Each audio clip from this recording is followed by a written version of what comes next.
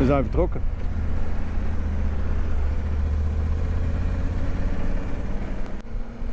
Toch iets later vertrokken als ik dacht. Ja, een paar minuten hoor. Maar de allerlaatste moment schoot me toch naar binnen dat ik nog iets essentieels toch wel handig vond. De bretels. Het is toch wel een zware broek die je draagt en die zakt toch een beetje van je kont af met het opstaan en het zit de hele tijd.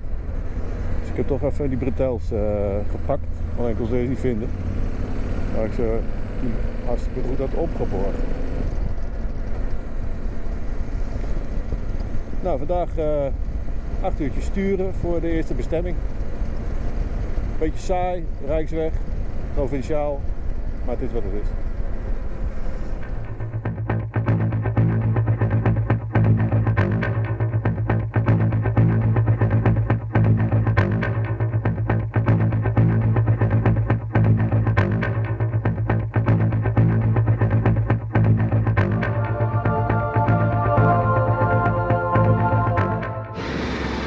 Het begint al goed.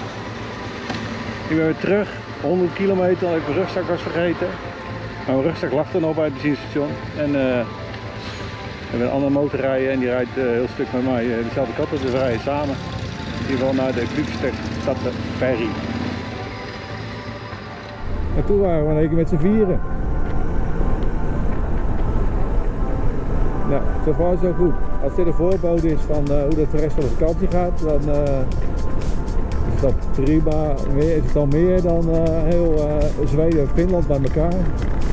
En dan, ja, naar Frankrijk is natuurlijk maar een paar dagen. Op naar de overtocht bij Glückstadt. Met een pontje gegaan. Afscheid genomen van de Duitse vriend. En nu rijden we de route weer richting Denemarken. Ik rijd nu op de TED stukje en ik ben op weg naar de bestemming.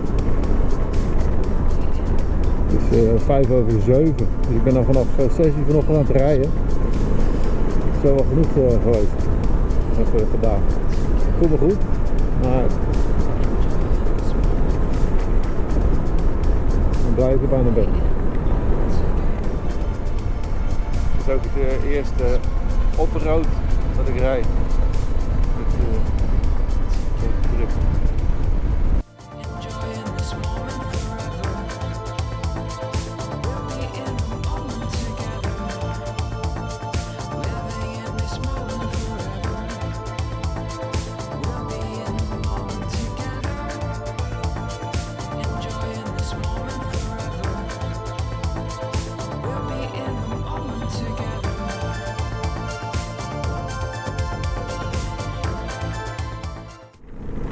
Typische Deense landschap, glooiend, gras, wijd.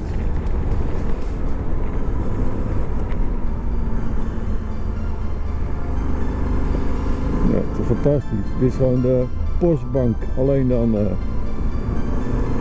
urenlang rijden.